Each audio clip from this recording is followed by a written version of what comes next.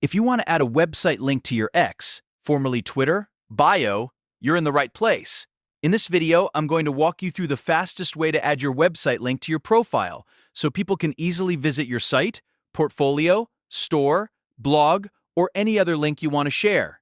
This is a simple update, but it can make a big difference for your personal brand, business, or creator profile. If this tutorial helps, make sure to hit the like button and subscribe for more quick social media how-to videos. All right, let's jump right in.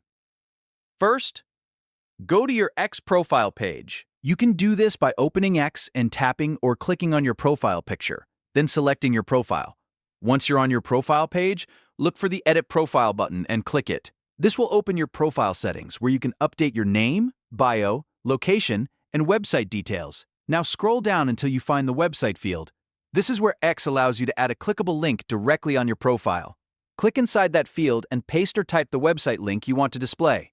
Make sure the link is correct and complete, especially if it includes HTTP or HTTPS, so it works properly when visitors click it.